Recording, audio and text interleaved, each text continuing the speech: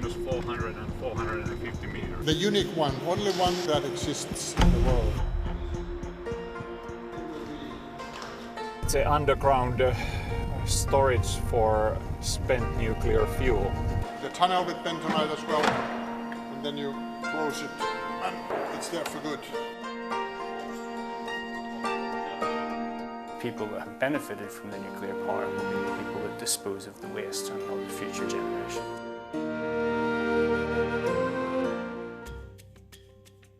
안녕하세요. 후스토리 박병일입니다. 오늘은 진송민 기자 나와 있습니다. 진 기자. 안녕하세요. 핀란드 취재 갔다 왔죠. 네, 북유럽 핀란드에 있는 에우라요키 시라는 곳에 갔다 왔습니다. 조금 전에 영상으로 봤는데 네. 지하 500m의 동굴. 네. 그게 뭡니까? 고준위 방사성 폐기물 연구 처분장인데요. 고준위 방사성 폐기물. 네, 고준위 방사성 폐기물은 원자력 발전을 하면 네. 폐기물이 나옵니다. 그 중에서 가장 독성이 센 게 사용 후 해결료죠. 네. 그 사용 후 해결료 같은 폐기물을 고준위 방사성 폐기물로 분류하고 있는 겁니다. 그러니까 고, 중, 저준위 폐기물이 있는데 그건 방사능 정도나 열 발생 정도에 따라서 분류를 하고 있어요. 아, 고준위 방사성 폐기물. 그래서 굉장히 위험하겠네요. 독성이 강하죠. 잘 보관해야 되잖아요. 현재는 연구 처분 시설을 갖고 있는 나라가 한 곳도 없습니다. 핀란드도 곧 운영을 시작하는 거고요. 전 세계 최초가 되는 건데 핀란드가 네. 그 원전 운영국이 30여 개국이 되는데 네. 전부 임시 보관하고 있는 실정입니다. 아, 처분까지는 못하고. 처분까지는 못하고요. 분류를 좀 하자면 그 방사능 정도나 열 발생량에 따라서 고, 중, 저준위로 나누는데요. 네. 고준위 방사성 폐기물은 아까 말씀드린 대로 사용 후 해결료인데 네. 이 사용 후 해결료의 독성이 네. 자연 상태, 그러니까 문제가 없는 상태로 돌아가는 데는 10만 년 이상이 걸린다고 합니다. 10만 년이요? 네네. 와, 어마어마하네요. 네. 굉장히 잘 저장도 하고 처분도 해야 되는 거죠. 10만 년 동안 하여튼 어딘가 보관을 해야지 이게 이제 독성이 없어진다는 얘기잖아요. 네. 잘 보관해야 된다는 그러니까 인간 얘기인데 세상과 격리시켜놔야 된다. 격리를 해야 된다는 네. 얘기예요. 어떻게 그러면 한다는 겁니까? 그러니까 현재 지금 아까 연구 처분 시설은 아직 어느 나라도 없다고 했잖아요. 네네네. 그럼 우리나라는 어떻게 하고 있느냐? 대부분의 나라, 우리나라뿐만이 아니라 지금 원전 내에 수조 같은 데 습식 시설에 보관을 하거나 네. 아니면 건식 시설에 따로 보관을 하고 있습니다. 이건 임시 보관이라고 봐야 되죠. 임시 보관. 네네. 그러니까 뭐 처분하는 건 아니고 이제 격리를 하는 정도라고 보면 그러니까 되나요? 처분이 된다는 거는 완전히 격리된 상태에서 더 이상 거기에 신경을 안 써도 되는 상태를 말하거든요. 그러니까 10만 하지만 년이 지나야 되는 상태. 네네. 네. 어딘가에서. 아, 참 큰 골치네요. 그럼 어떻게 처분해야 되나요? 과학자들과 기술자들이 사실 원자력 발전을 한 이후에 계속 이 처분 방식을 머리를 맞대고 연구해 왔는데요. 네. 처음에 이제 예를 들어서 아이디어로 나왔던 게 우주로 보내면 안 되냐 이런 생각을 했어요. 근데 사실 기억하시겠지만 1986년에 챌린저 폭발 사고 기억하시죠? 그렇죠. 그렇죠. 우주로 보내는 방법은 경제적으로도 비용이 어마어마하게 들지만 사실 가장 큰 문제는 만약에 우주로 보내는 과정에서 사고가 나면 재앙이네요. 네, 재앙이 될 수 있다는 거죠. 그래서 아직 쉽사리 선택을 못 하고 있고요. 네. 또 얘기가 나온 게 심해 깊은 곳에다가 처분을 하거나 바다에다가? 아니면 남극의 빙하 같은 데다가 묻어버리면 어떠냐. 근데 문제는 그 심해나 남극의 빙하 같은 곳은 인류가 함께 사용해야 되는 공간이잖아요. 그렇죠. 그런 땅인데 어떤 특정 국가의 원전 폐기물을 그곳에 버릴 수는 없는 거죠. 그리고 실제로 거기다 버려도 문제가 생길 수도 있는 거고요. 그죠?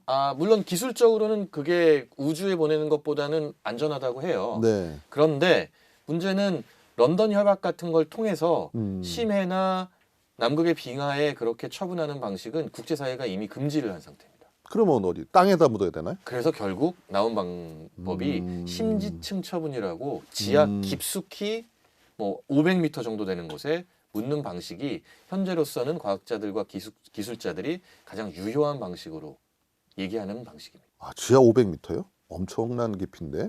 네. 그럼 핀란드에 이제 그런 곳이 있어서 가보신 거 아니에요? 네, 그렇습니다. 그러니까 세계 최초로 그 연구 처분 시설이 핀란드에 건설 중인데요. 곧 완공되고요. 2025년부터 처분을 시작한다고 합니다. 저희 취재진이 10월 17일에 그곳을 찾아갔는데요. 네. 핀란드 헬싱키입니다. 저희 여기까지 오는데 14시간 걸렸는데 원래는 9시간 소요되지만 러시아 우크라이나 전쟁 때문에 우회해서 와야 돼가지고 비행 항로가 그래서 14시간 걸려서 도착했습니다. 그런데 사실 이곳 헬싱키에서 저희가 가야 할 그곳은 앞으로도 차로 한 3시간 이상 더 가야 됩니다. 헬싱키 공항에 새벽에 내렸는데 일정상 바로 차를 타고 3시간쯤 더 이동을 해야 됐습니다. 꽤 멀리 이동했네요. 네. 저기 써 있는 것 같아요. 아하. 아 그러네요. 처음 봤네요. 네, 온칼로 드디어 나왔습니다. 자, 이제부터 지하로 들어가 볼 건데 네. 온칼로 운영사는 보안상 문제 때문에 지상 입구는 촬영이 안 된다고 그러더라고요. 네.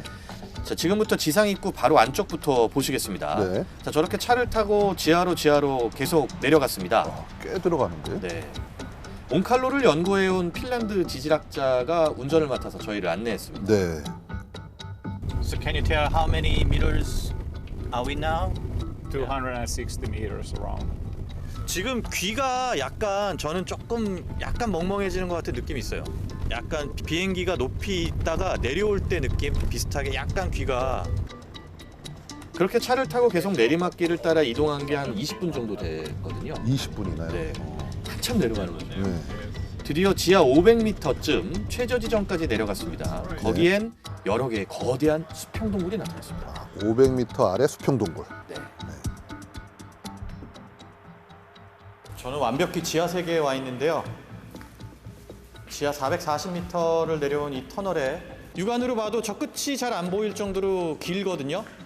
350m의 터널들이 이런 터널들이 이 온칼로 시설 내에 100개 정도가 만들어진다고 합니다. 와, 지하 500m요. 네. 지하 500m면 아파트로 따지면 한 200층 되나요? 네, 그렇죠. 200층 정도. 그러니까 지하로 아파트 200층 깊이를 지금 들어간 거예요. 예, 제가 내려갔다 왔습니다. 그럼 거기다가 묻으면 네. 뭐 10만 년 지나면 안전해지는 겁니까? 지금 아까 화면상으로 보실 때 네. 동굴 벽면 보셨잖아요. 네네네. 그게 어떤 난반 같이 보이시던가요? 뭐 화강암 아닌가요? 아, 예, 맞습니다. 그래요? 언뜻 보기에도 굉장히 단단해 보이잖아요. 네, 그렇더라고요. So the white one here is granite, and the dark one is mica gneiss. Migmatic mica gneiss is the main rock type in here. 1.8 to 1.9 billion years old. And we can look at the seismic activity of that rock over time as recorded in the rock, and we can see that it's been very stable now for a very long period of time.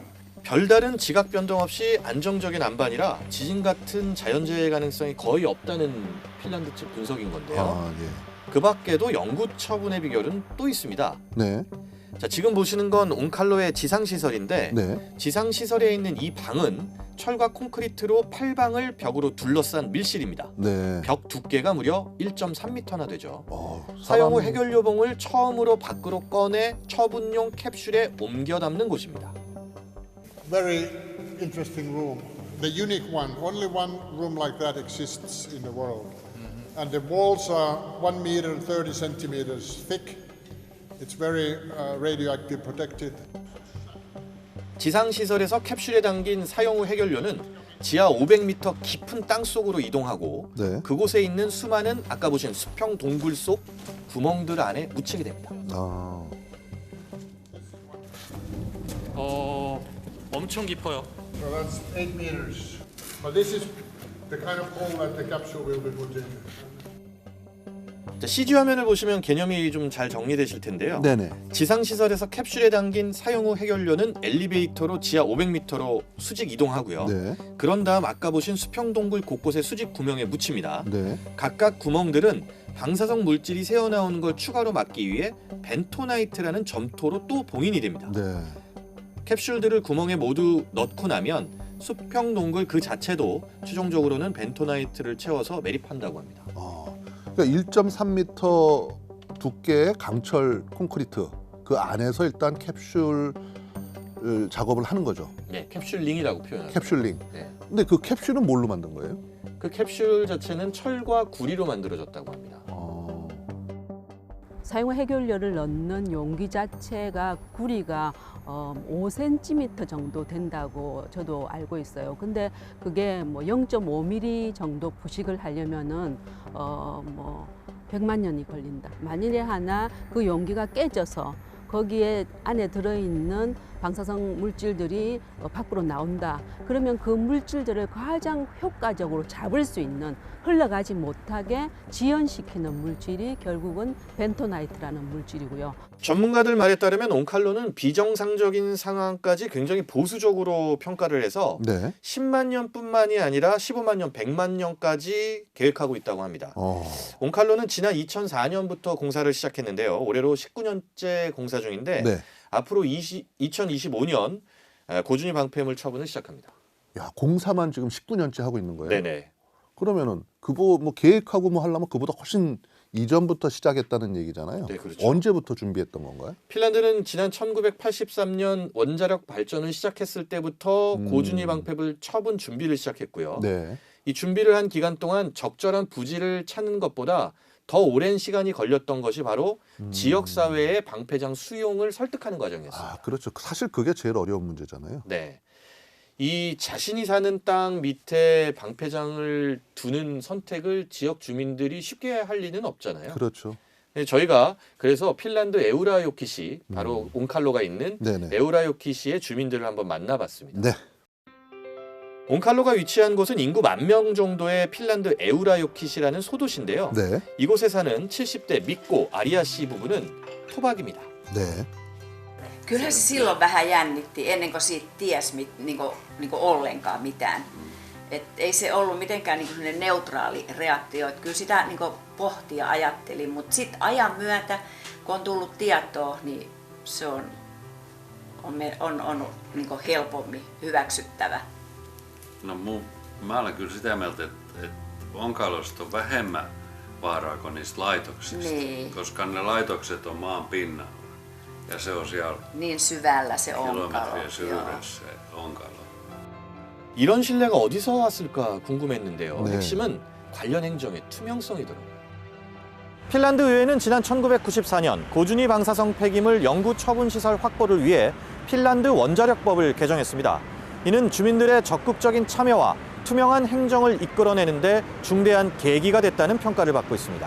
The transparency and the building trust towards the governance, the transparency of the administration is very crucial here. I think that's a very important part of the success story in Finland, that we have had this idea that it has to have local acceptance. And they had the final power to veto. 참 쉽지 않은 문제인데 그래도 주민 이해를 잘 구했네요. 네. 뭐 주민들은 근데 이해를 한다고 쳐도 환경단체들 가만히 있을 것 같지는 않은데. 핀란드 그린피스를 저희가 한번 만나봤습니다. 네. 핀란드 그린피스는 원전을 반대하는 그렇죠. 환경단체인데요. 네네. 어떤 생각인지 한번 들어보시죠. 네.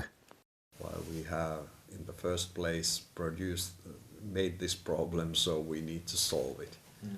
Even though we were opposed to making the problem in the first place. Continuous monitoring by a scientific community, but we are not opposed to Onkalo itself.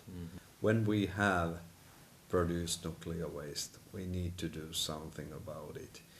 보신 것처럼 핀란드 그린피스는 온칼로 건설 자체에 대해서는 찬성을 하더라고요. 네. 그러니까 원전은 반대하지만 이미 발생한 방패물의 처분은 미래 세대가 아닌 현 세대가 책임져야 한다.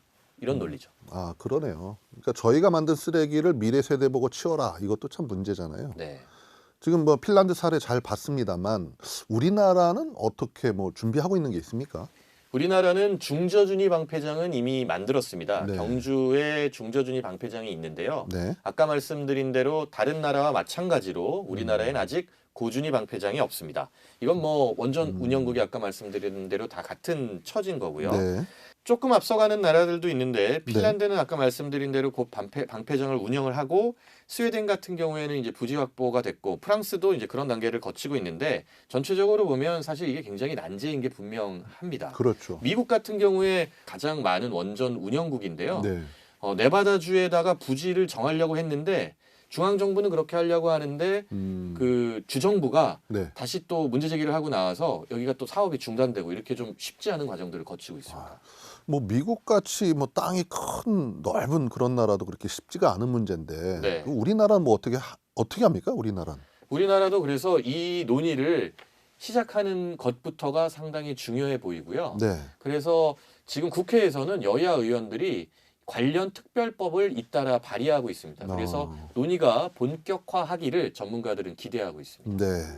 참 얘기 잘 들었습니다. 잘 봤고요.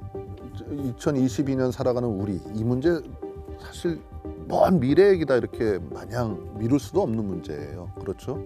잘 처리되기를 좀 기대해 봅니다. 지금까지 후스토리였습니다.